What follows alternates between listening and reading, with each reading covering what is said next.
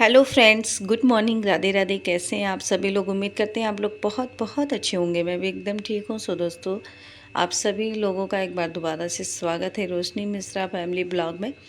तो सुबह का टाइम है, सुबह वही करीब 7 बज चुके होंगे और यहाँ पे देख सकते हो जो है हम लोग रेडी हो रहे हैं। तो जो है आज मतलब हम जा रहे हैं जो मेरे ससुराल का गांव है और वहाँ का जो मंदिर है यानी कि हमारी कुल देवी जो हैं वहाँ पे हम लोग जा रहे हैं। वहाँ के लिए रेडी हो चुके हैं। साथ में आज मायके में लास्ट डेट है, तो आज ही हमारी ट्रेन है रात 10 बजे की, तो वहाँ के लिए भी निकलना है। उससे पहले मैंने सोचा कि अपने माता रानी का आशीर्वाद ले लेते हैं और फिर जो है ट्रेन का सफ़र स्टार्ट हो जाएगा। ससुराल की जो है मतलब यात्राएं हैं वो शुरू हो जाएंगी। तो फ़िलहाल यहाँ पे ऑटो वाले भैया ना इतना तेज़ ऑटो चला रहे थे कि मुझसे ना ठीक से वीडियो भी नहीं बन पा रहा था, क्योंकि इतना ज़्यादा हचका बज रहा था कि बार बार फ़ोन ही हिलता जा रहा था। और ये जो रोड है ना मेरे ससुराल वाले गांव को जाती है, ठीक से मुझे रास्ता भी नहीं पता था, क्योंकि भैया ऑटो वाले भैया ना कुछ अलग रास्ते से लेके गए थे। और ससुराल में हम कभी नहीं आए हैं, बस सिर्फ माता रानी के दरबार में जाते हैं, मत्था टेक के और वापस आ जाते हैं।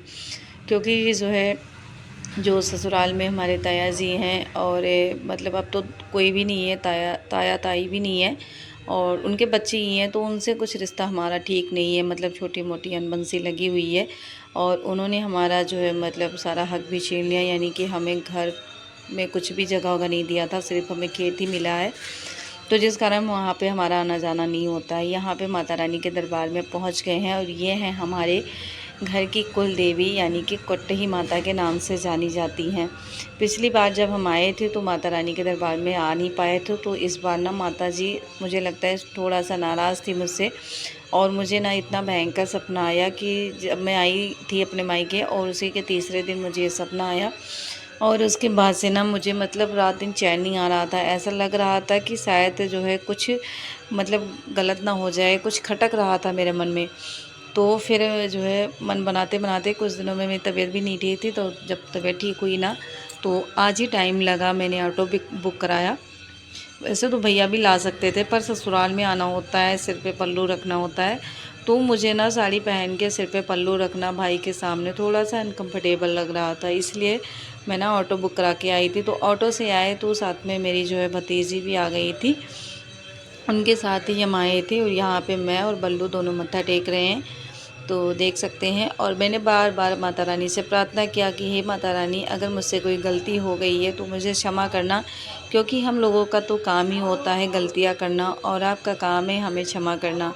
तो नादान बालक समझ के अगर हमसे कोई गलती हो गई हो तो हमें क्षमा करना और ऐसे ही हमारे घर में सुख समृद्धि बनाए रखना। बस यही प्रार्थना करके और ढेर सारा आशीर्वाद लेके हम चल पड़े अपने घर की तरफ, यानी कि मायके तरफ।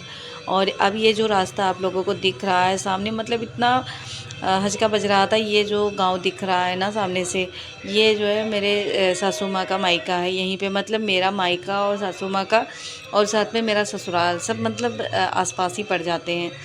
शाम का टाइम हो गया है, यहाँ पे मेरे जो है ट्रेन में ले जाने के लिए खाने की तैयारी हो रही है। आज गैस भी ख़त्म हो गया था, तो लाइट भी नहीं था कि इंडक्शन पे जो है खाना बन जाए, तो इसलिए चूल्हा जलाना पड़ा। बहुत मन उदास था, बहुत सारी यादें मैंने अपने दिल में समेट ली और कुछ यादें मैंने अपने कैमरे में कैद कर ली, जो मुझे पूरी लाइफ याद रहेगी, चाहे मैं रहूँगी या ना रहूँगी। पर जो चीज़ें मैंने सोशल मीडिया पर शेयर की आप लोगों के साथ, ये हमेशा हमेशा के लिए रहेगा एक याद बनकर। तो यहाँ पे मेरी भतीजी ना आलू वगैरह छील रही थी, क्योंकि आज भाभी का व्रत भी है, तो दो दो तैयारियाँ करनी थी। रात 10 बजे की ट्रेन थी, तो हमारा अंधेरे में विदाई हुआ, इसलिए मैंने घर पे कोई वीडियो नहीं शूट किया था। और यहाँ पे भैया गए थे पानी लेने के लिए। मन मेरा बहुत उदास था, कुछ समझ नहीं आ रहा था, मतलब मायके से जाने का मन नहीं कर रहा था। ये मेरी बड़ी दीदी हैं, इनका घर गोंडा में ही पड़ता है, सिटी में ही। उनके दोनों बच्चे हैं, तो भैया और भतीजियाँ चली गई थी, क्योंकि जो है रात का टाइम हो रहा था 10 बजे का, तो गाँव के साइड जाना होता है, तो अंधेरा भी हो रखा होता है, साथ में भय सा लगता है, लड़कियां भी साथ थी, तो मैंने उनको भेज दिया था। और दीदी के बच्चे ना ट्रेन पे बैठा के ही गए। फाइनली हमारा ट्रेन आने वाला है और मतलब मन में इतनी घबराहट हो रही है, जाने का मन नहीं कर रहा है। हस्बैंड बोल रहे थे कि तेरी शादी को 12 साल हो गए, अभी भी तेरे दिल में वही प्यार, वही जो है मतलब दुख होता है। तो मैं उन्हें कैसे बताऊं कि शादी के चाहे 12 साल बीत जाएं या 50 साल बीत जाएं, लेकिन माँ के लिए और परिवार के लिए जो मतलब होती है फीलिंग, होता है जो प्यार होता है, वो कभी ख़त्म नहीं होता है। और ऊपर से मतलब एक होता है कि जैसे किसी किसी की भाभियाँ होती हैं कि बहुत मतलब देख के जलती हैं, भतीजियाँ मानती नहीं हैं, अपनी एटीट्यूड में रहती हैं। पर मेरी फैमिली में ऐसा कोई भी नहीं है। जैसे हम लोगों का नेचर है, ऐसे मेरी भाभियों का और ऐसे मेरी भतीजियों का, यानी कि हम लोग इतना मिलजुल के रहते हैं। 15 दिन मैंने अपने मायके में बिताया, लेकिन कभी मुझे फ़ील ही नहीं हुआ कि मैं इस घर को छोड़ चुकी हूँ, या फिर मुझे जो है माँ और भाभी में कोई फ़र्क नज़र आया हो। साथ में हम लोगों का भी ऐसा नेचर है कि हम लोग मायके में जाते हैं, जितना दिन हो सकता है हंसी खुशी से रहते हैं। बिल्कुल भी जो है ननद वाला बिहेव नहीं करते हैं कि हाँ ननद आई है, रोब दिखाना किसी पे या गुस्सा करना, ऐसा कुछ भी हम नहीं करते।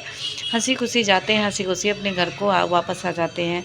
तो फ़िलहाल जो है हमारी रात में 10 बजे की ट्रेन थी, तो हम लोग जैसे ही ट्रेन में बैठे तुरंत ही बिस्तर डाल के सो गए थे।